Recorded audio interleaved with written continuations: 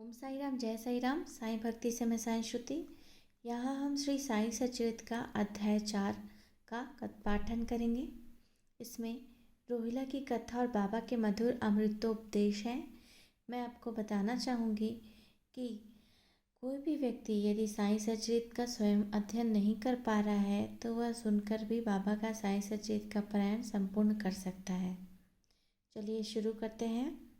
रोहिला की कथा। एक बार रोहिला जाति का एक व्यक्ति शिरडी में आया। वह लंबा, तगड़ा और हष्टपुष्ट था। बाबा के प्रेम में मुग्ध होकर वह शिरडी में रहने लगा। वह आठों प्रहर ऊंची और कर्कश आवाज में कुरान शरीफ की कलमे पढ़ता, अल्लाह अकबर के नारे लगाता था। शिरडी के अधिकांश लोग खेत में दिन भर काम करके जब रात्रि पर घर लौटते तो रोहिला की कर्कश आवाज़ के कारण उन्हें रात्रि में नींद नहीं आती थी, जिससे उन्हें असुविधा होती थी। कई दिनों तक तो वो चुप रहे, परंतु जब कष्ट असहनीय हो गया तब उन्होंने बाबा के समीप जाकर रोहिला को मना करने की प्रार्थना की। बाबा ने उनकी इस प्रार्थना पर ध्यान नहीं दिया, बल्कि गांव वालों को ही आड़े हाथ लेते हुए बोले कि वे अपने कार्य पर ध्यान दें, रोहिला की और ध्यान ना दें।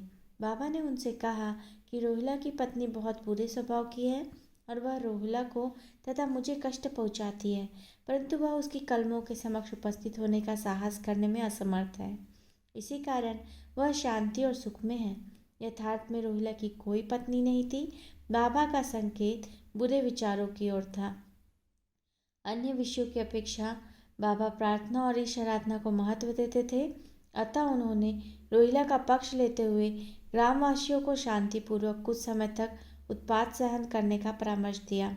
यह कथा इस बात का प्रतीक है कि बाबा का सभी जीवों पर समान प्रेम था। बाबा के अमृतोपदेश।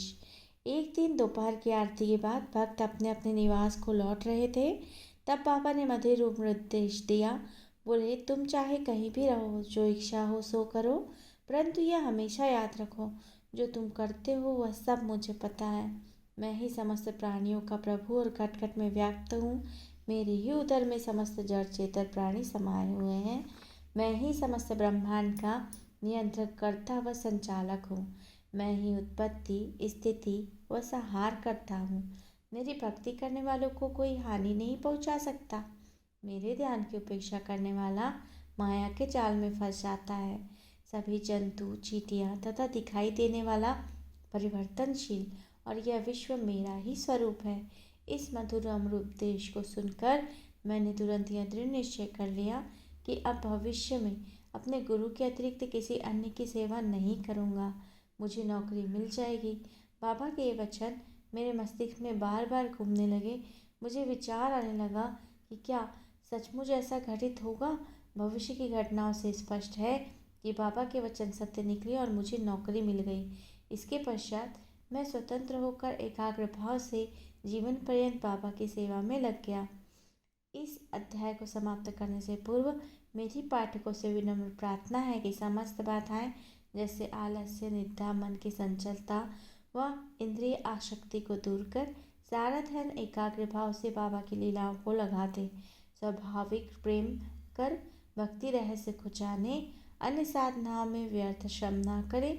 उन्हें केवल एक ही सुगम उपाय करना चाहिए, वह है श्री साई लीलाओं का श्रवण। इससे उनकी अज्ञानता नष्ट होकर उनके मोक्ष का द्वार खुलेगा।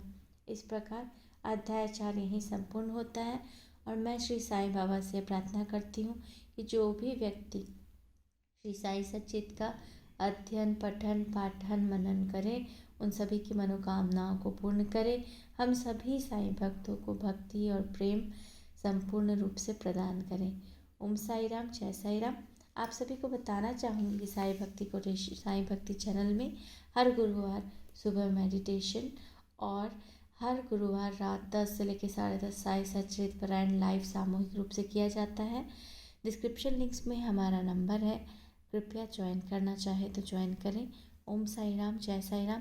साईं भक्ति कोटेशंस पसंद आए तो कृपया सब्सक्राइब, लाइक और शेयर करें। ओम साई राम।